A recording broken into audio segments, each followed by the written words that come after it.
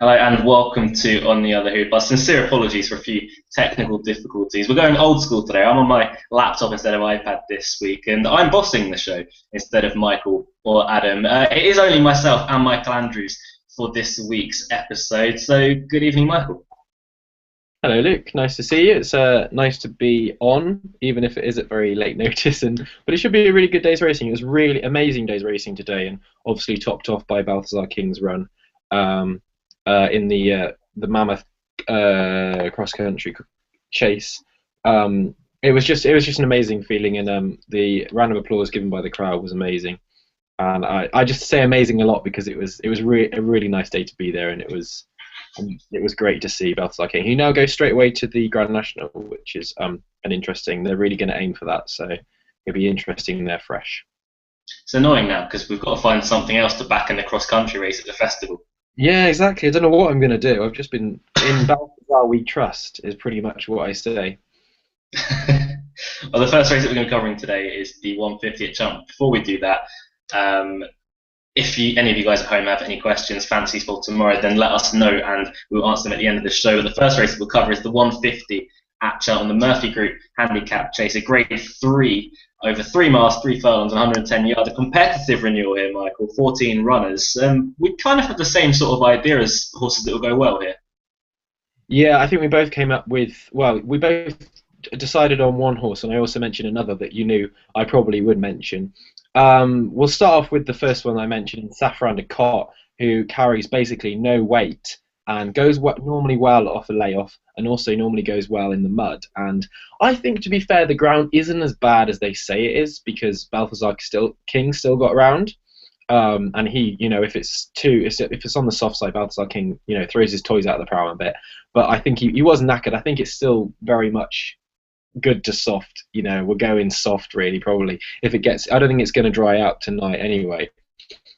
So I think if any more rain comes, Saffron de Cot has got to be going in there with a real huge chance, carrying only 10 stone, and also after a layoff. The other one we spoke about was Cape Tribulation, who has been fit from the flat, and obviously, did he run well at this meeting, or was it the international meeting when he clashed with Imperial Commander? When he won the Argento. Yeah, the Argento. Oh, sorry, that was the Festival Trials day. But I think he's got a really decent chance tomorrow. I think Sam Winner carries a lot of weight, and Restless Harry was quite disappointing last time out. Of the others, I just think these others have got a few later targets. I know Adam probably would have mentioned Golden Chieftain, perhaps, after he fell in the Badger Rails last week. He might have a better chance this week if he can stay on his 4 legs. But for me, I think Saffron de Cot and Cape Tribulation would be the two. What we're looking at prices, they're about 14 and 16 to 1, so I've got a lot of value there. I think the Druid's Nephew is a good horse, but I just don't have him as this kind of in a big handicap kind of sort. So we'll see how that goes. Yeah, Druid's Nephew obviously representing the controversial duo of Neil Mulholland and Barry Geraghty after last week's antics with the young master. I'm complete with Cape Tribulation here. Looked through the race earlier on, really quite fancy him fairly strongly. He's £7 lower than his last mark when we saw him in a chase, because we've seen him on the flat since. He had a pipe opener at York 35 days ago and came 13th out of 16, which signifies that it wasn't the best of runs. But 3 furlongs out, he was no further than a length off the leader, and then got squeezed out, dropped back, and it turned out that was him done for the race. But he probably would have been closer if not being hampered in or approaching the later stages of the race. So with the ground soft enough, a lenient mark of 146, Cape Tribulation is probably the class horse of this race. Obviously, as we mentioned, won on Argento, beating Imperial Commander, albeit on very soft ground that day. But again, it's soft enough here today, or as we saw today and as we'll see tomorrow.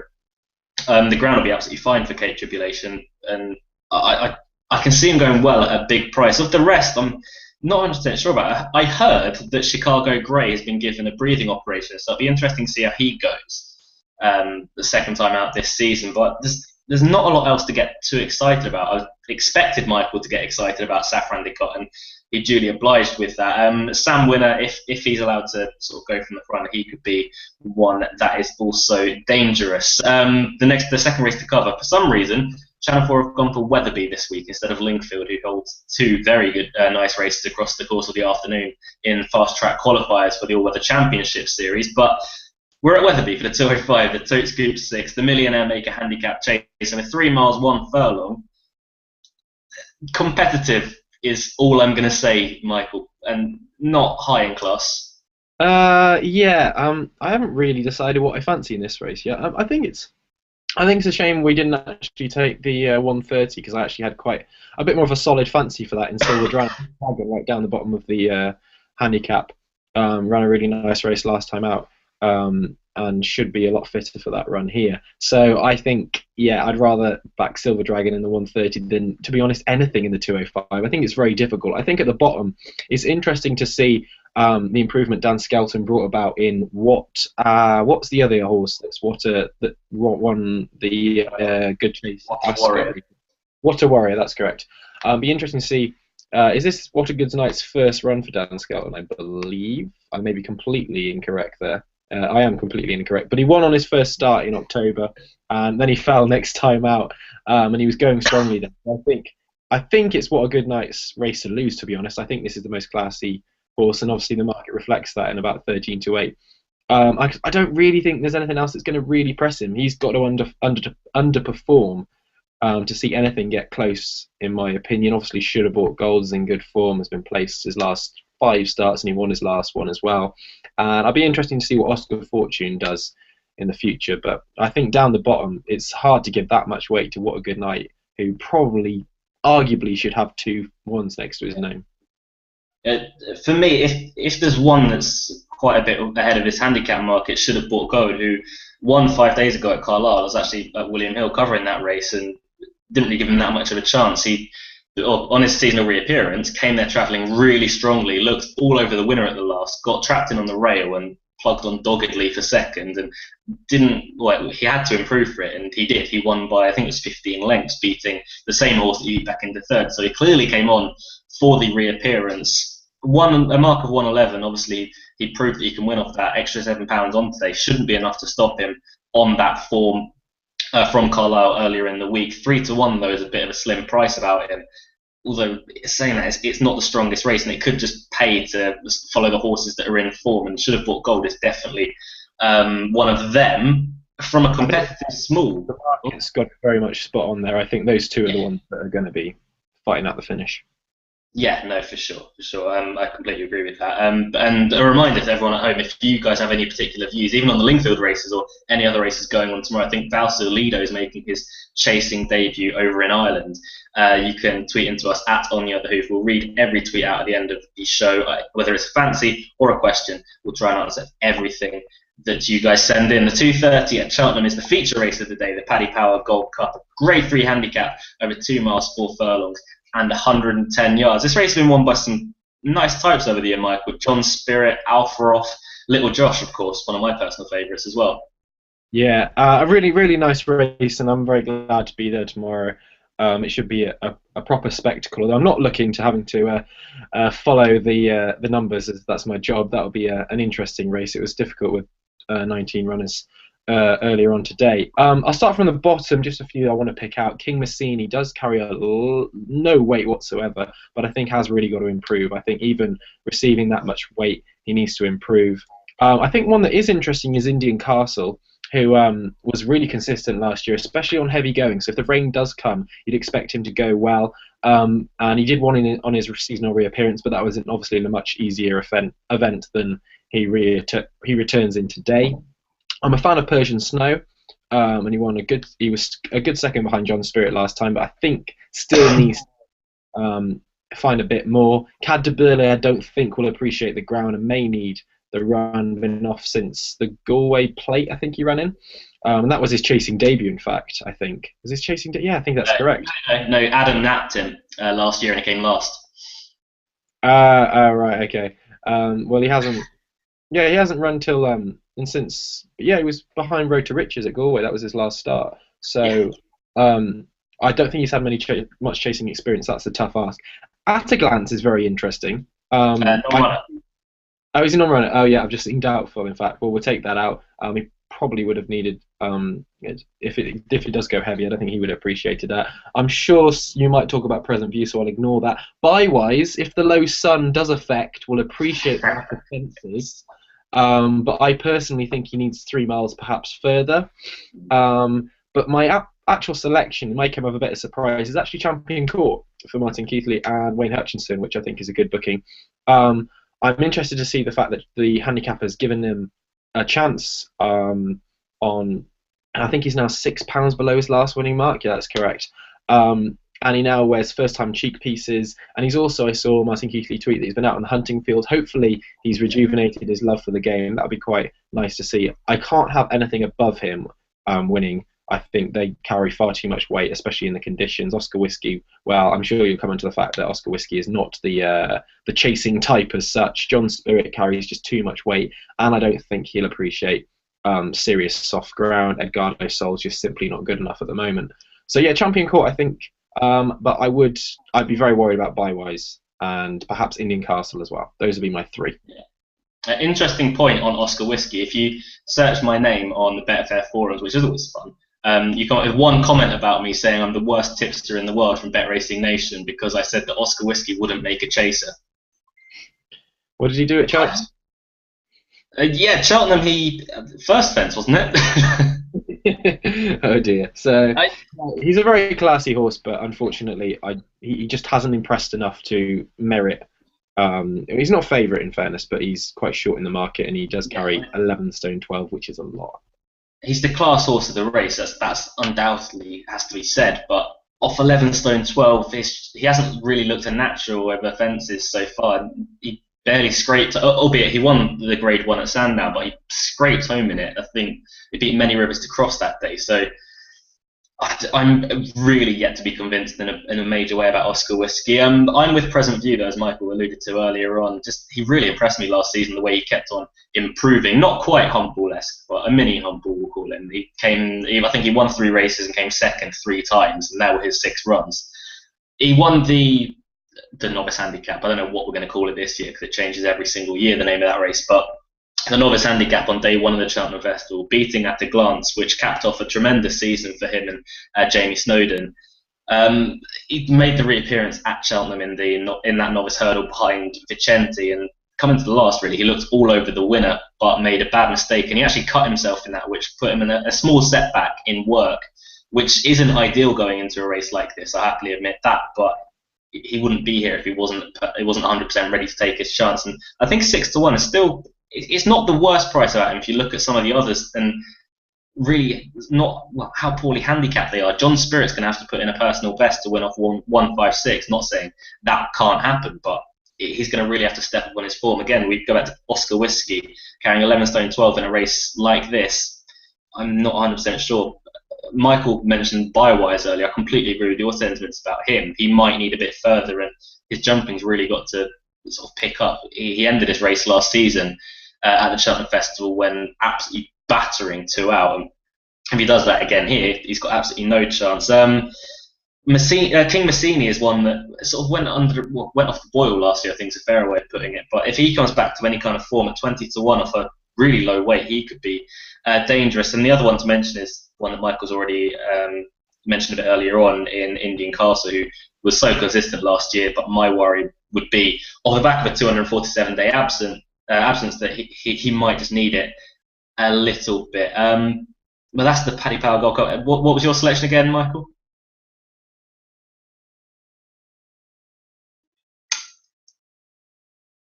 Well, I think I'm on my own here, guys. We'll move on to the next and hope that Michael comes back at some point. The 3 o'clock at Cheltenham is the Ultima Business Solutions Handicap Hurdle. It's a listed race for over 3 mile, 1 furlong, and 110 yards. It's a shame that we haven't got Callum on the panel today. He's down in London, but Pinot de Rey obviously won the Grand National last year, and he tipped it up at big prices to everyone that wouldn't listen, including myself, and I think Michael didn't back as well. And I think we have Michael back now.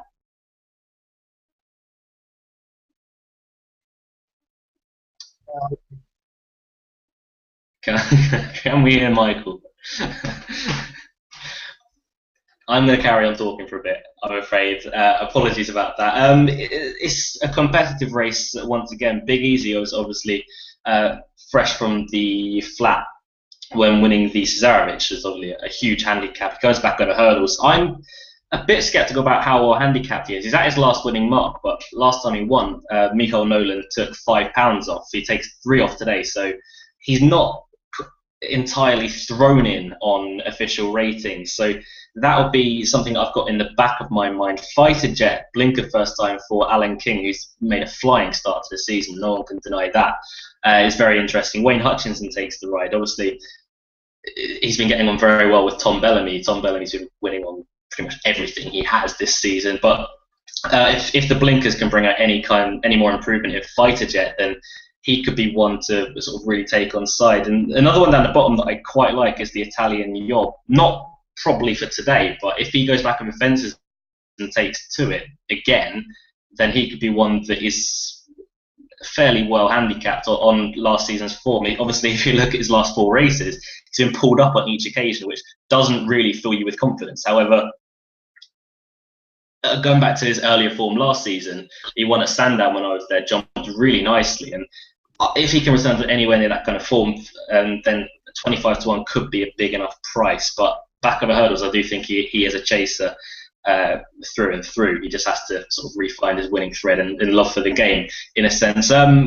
If you push me for a winner, I'd probably go tentatively with Fighter Jet for Alan King and Wayne Hutchinson. I think 10-1 is a decent enough each way price. But I was just saying to everyone, Michael, that Pinot de Rey is an interesting addition to this field.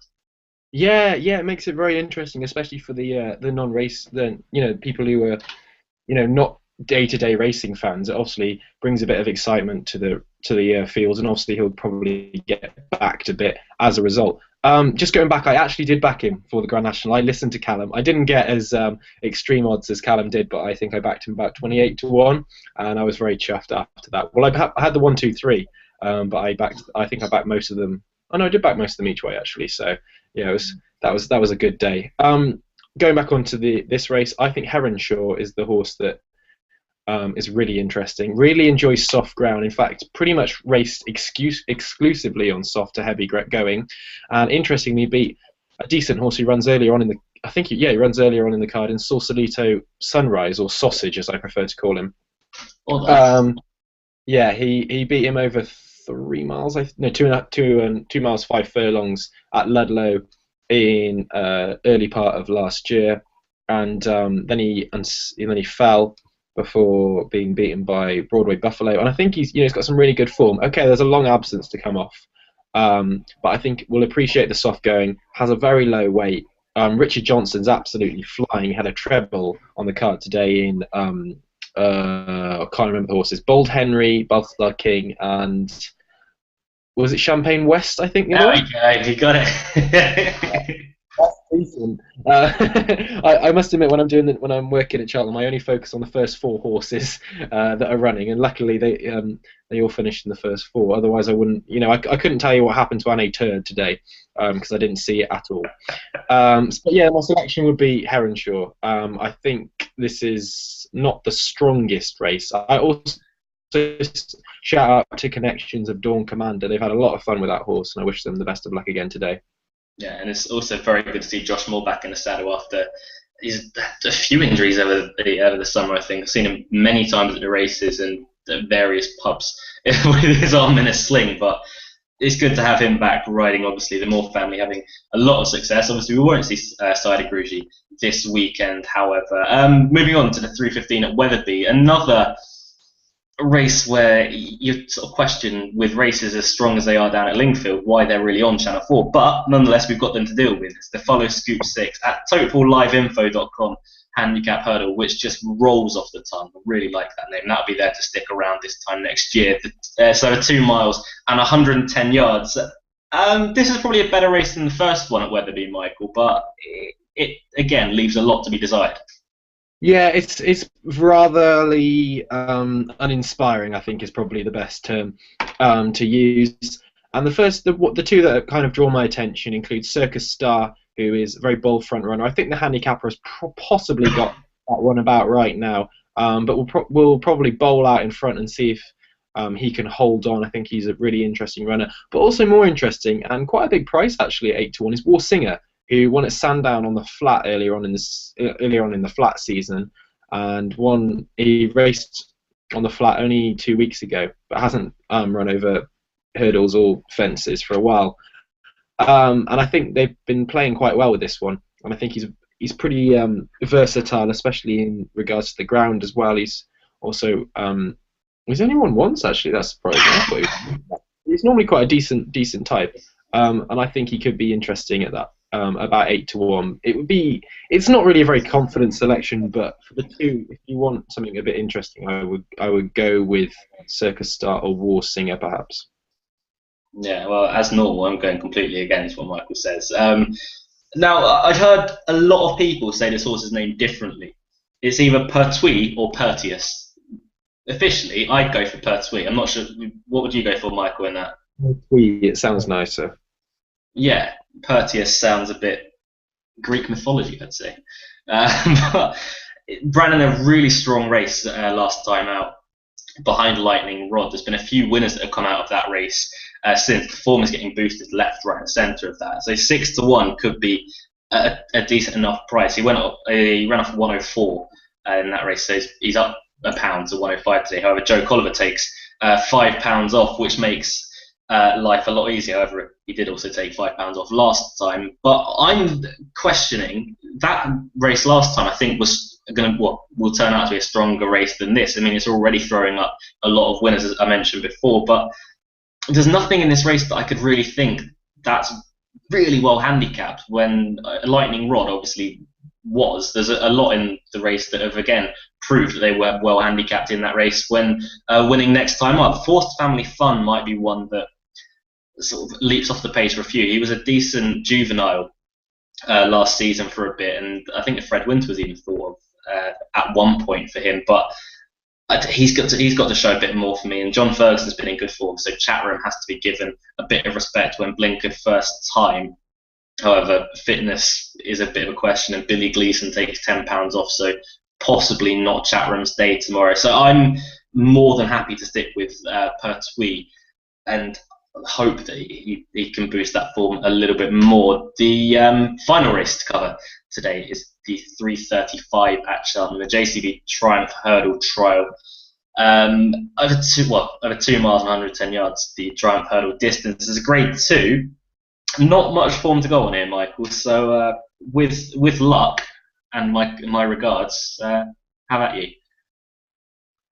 Yeah, it's not my kind of race whatsoever, as you fully well know, Luke.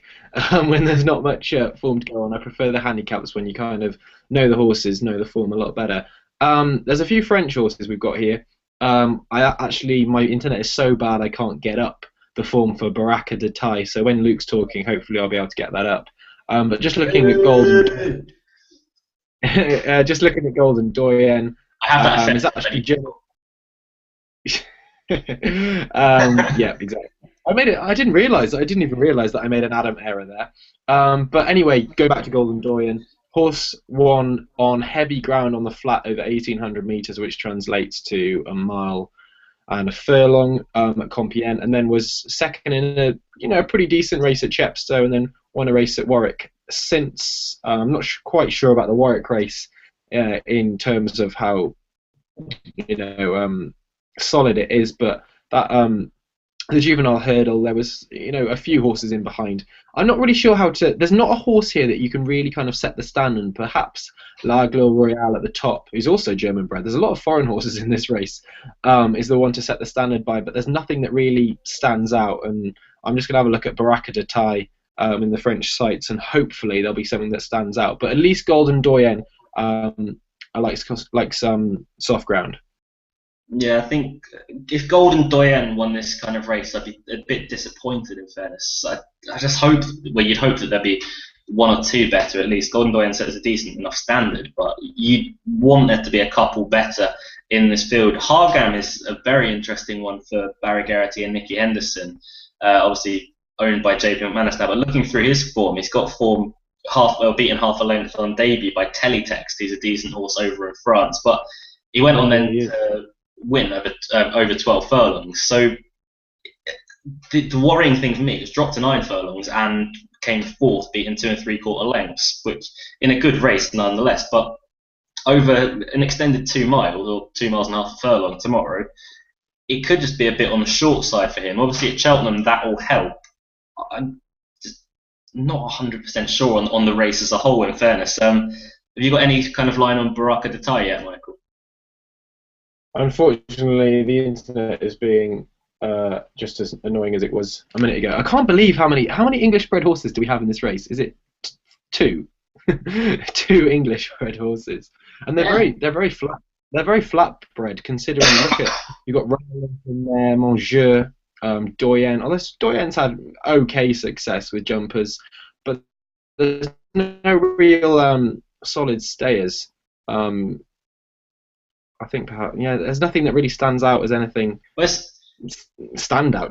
I don't really see anything winning the Triumph Hurdle in this race. No, well, it's with Baraka Tatai, won on debut in a 3-runner race over 12 furlongs, 1.5 miles. Then was beaten third of 3, and then beaten third of 3 again on his next 2 starts, and that's all he's got to date. So, yeah, I've just managed to get it up as such.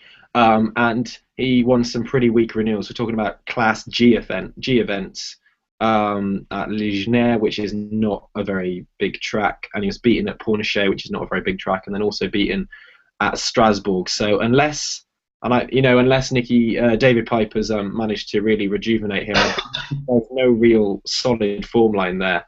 So I think this is a bit of a disappointing race. I quite like you. I think Hargum, one of the Hurdles debutants, would be very interesting if that one can come out. But if it was won by one of the more experienced members of the field, I think it would be a bit disappointing. Perhaps L'Aigle Royal is going to take them along and go from there. But he's got a lot of weight though. Yeah, I think Hargam's probably going to have to be my idea to win as well. He might just win it on default because he's the best horse. But for the future, you'd imagine Hargam would want to go a bit further. But again, it's just whether he takes 2 hurdles. He's from represented by top class connections. You're not really going to get much better than that. So Hargam would be my idea for the winner for me, but it's not really a race. Just looking, actually, his flat form is really very, very, like, we're talking like grade B, and that's just above listed level. Over the flat, he beat Gardini narrowly, and also Montviron. Both of those are pretty, decent types. My boy Montviron on the. Yeah, and then was beaten at Lafayette by Zuru Chop. I think no, it's Gallo Chop who's a decent horse, not Zuru Chop.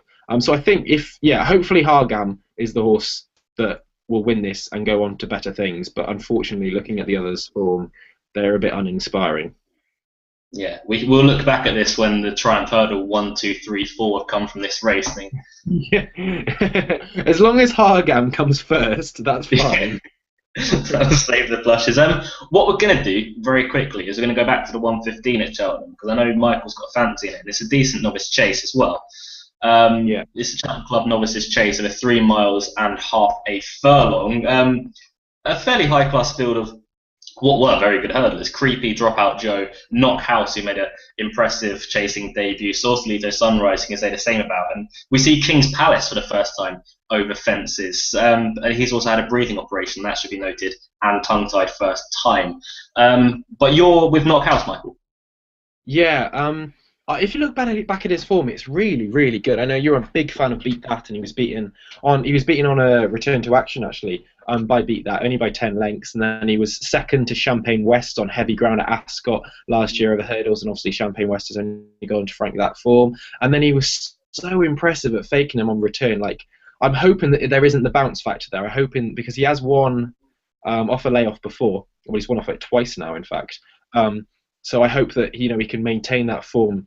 But that was so impressive, and obviously the horse that finished 4th that day, Broadway Buffalo, ran a pretty decent race today.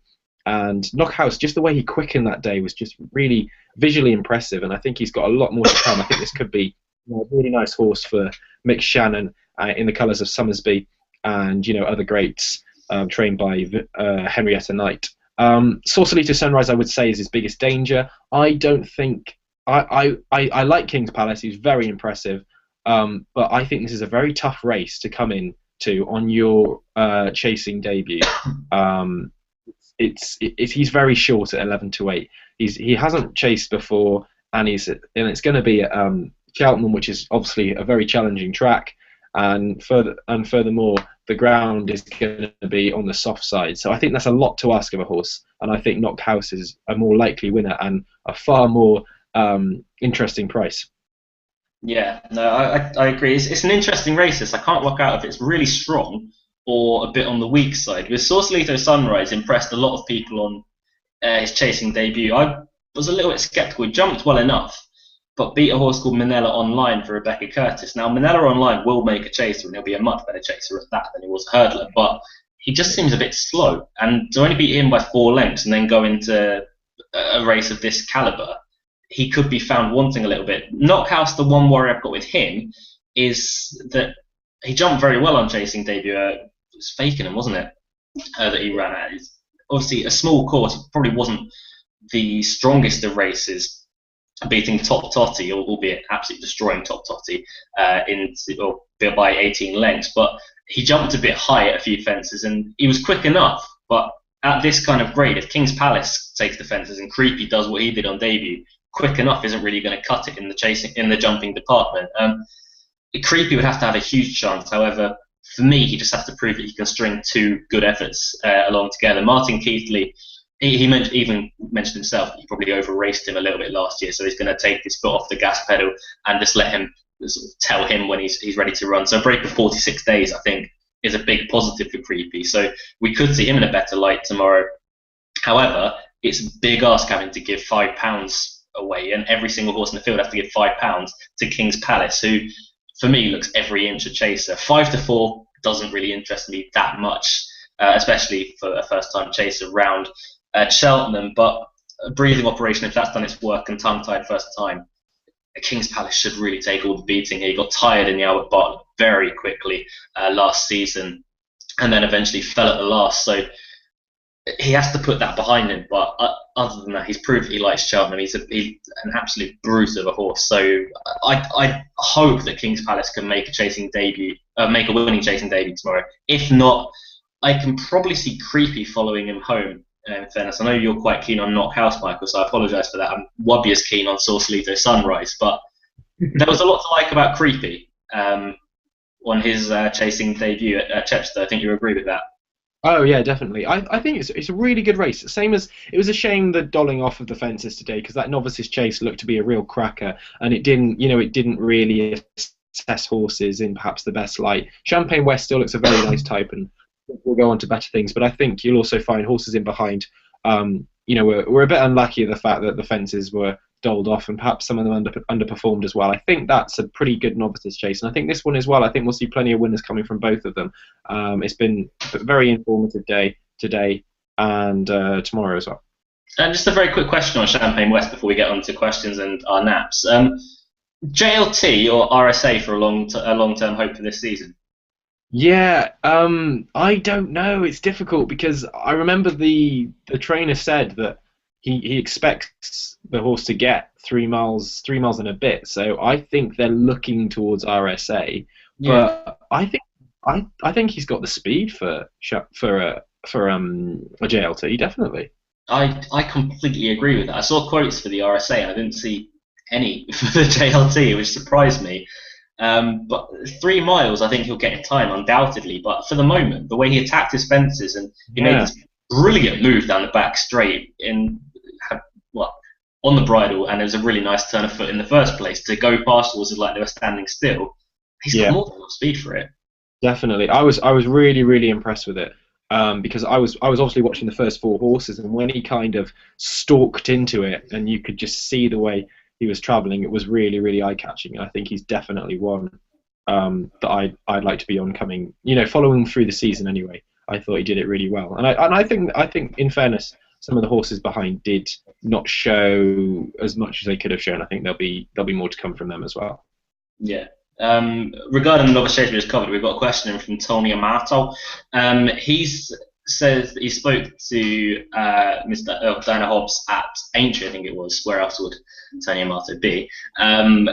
Obviously, she said they really like Sausalito Sunrise and they rate him quite highly. But his one worry is why isn't Richard Johnson riding? Which you look through his performances, and it's not that much of a surprise to see Tom O'Brien in the saddle. He's ridden him the last 6 times. Before that, it was even James Best and Micheal Nolan. Richard Johnson's only ridden him twice out of his 11 starts, so it could be that this is Tom O'Brien's horse and it's Tom O'Brien's ride. That would be my way of thinking anyway. Tony also says that he fancies forced family fun, so have a good evening with that one, my friend. And Marco and Banks says, make sure you give Cad Dubale plenty of respect tonight in just the right weight range for the race. Again, he's got to have a good chance, but the ground might be a bit soft for him, I think we agreed on, Michael. The ground is a problem, and also it's only his second chase start. He had his chasing debut in the Galway Plate, which is sub-chasing debut. I think I'm correct saying that. I'm pretty confident that's what I remember. And, you know, this is another really big race for him to have his second run on, and I think it's more likely that they're going to end up looking after him because it's a lot to ask. A lot of these horses are really experienced. Just going back onto Sausalito Sunrise, I think it's interesting. He's by Goldwell, who is notorious. He also sire of Holywell, etc. Holywell, however you wish to pronounce it. And they normally like good ground. And if you look at his wins, he's had 2 on soft, but also 2 on good to soft and 1 on good. And I think the reason that he beat Manella Online by such a small margin was perhaps because of the soft ground at Chepstow when he returned. So I think there's a slight negative with the ground there for Sausalito Sunrise. Yeah, I don't know. I think the ground's more in his favour. I'm not 100% sure. We'll move on to our naps now. Michael, have you worked out what your nap is yet? No, you can say yours first. I am going bold. I'm actually going to nap Present View in the Paddy Power. I had 3 that were very close contention of being a nap. You can find them on my blog later on this evening. But I've been on Present View for quite a while for the Paddy Power. I'm happy that he got here. I'm very happy with the prep that he put in. It was a very nice performance. The only bad thing is that he came up with a slight cut on his leg. Obviously, that's been fixed now and he's healed in time for it. But yeah, Present View is my idea of the winner of the Paddy Power. I think 6-1 is still a decent price.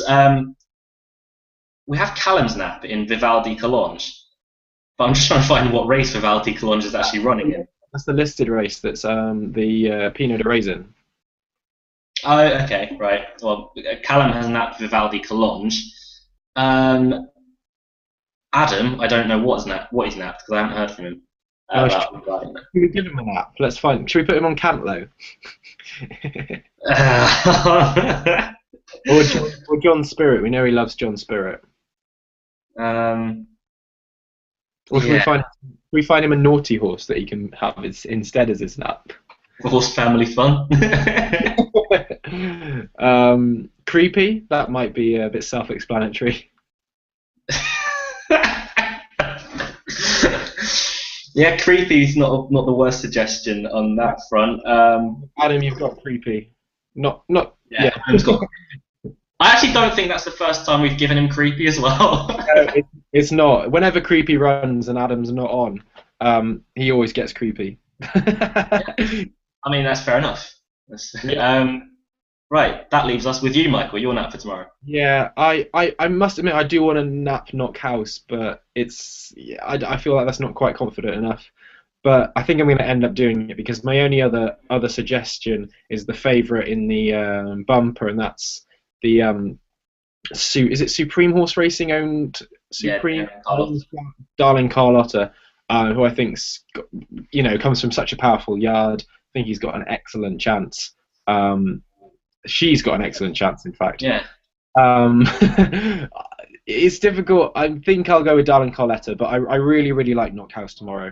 You've had a shocker with that one, haven't you? Firstly, you've called her a him, and you've completely ballsed up the name. Oh dear, oh dear.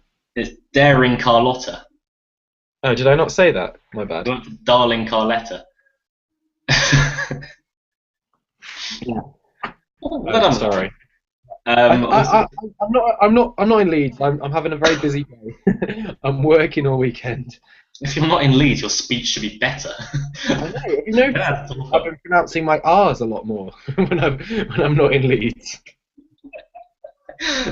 I should be the one that's struggling with that. But yeah, that brings us to an abrupt end to this week's On the Other Hoof. We apologise profusely for our technical difficulties before the show. We apologise for the lack of members on the panel as well, with just myself and Michael. If you're, what's that? They're amateurs. It's completely unprofessional. I don't know. It's so silly that they're not on regularly. Ugh, jerks. If you see Michael tomorrow at Cheltenham, then he will be around. Do not approach him though, because he is very dangerous. Yeah. I got on the big screen today because I took a selfie with Balthazar King, so they put me on the big screen. So that's my claim to fame. It's all downhill from here now. that was hot peak of the day. I couldn't reach any other level after that. After Balthazar King won. May as well not turn up tomorrow. But yeah, have a good day tomorrow, Michael. And I hope you're cheering Present View home. I'll be watching in the surroundings of my fine house. But no matter where you're watching the racing tomorrow, we hope you enjoy it. We hope you have a few winners as well. And we hope that myself and Michael have guided you in the direction of having a few winners. More likely, we've guided you in the direction of a lot of losers. But for tomorrow, have a wonderful day. We might be back tomorrow evening. I'm not sure on that front. Likely not. But I won't be. I've got 2,000 words sociology essay that I've got to do tomorrow. Otherwise, I'm in trouble. Amateur. We might be back tomorrow. Check on our Twitter account on the Other Hoof, and we'll let you know via that. But if you have a bet tomorrow, good luck, and we'll see you next week. If not tomorrow, goodbye. Bye.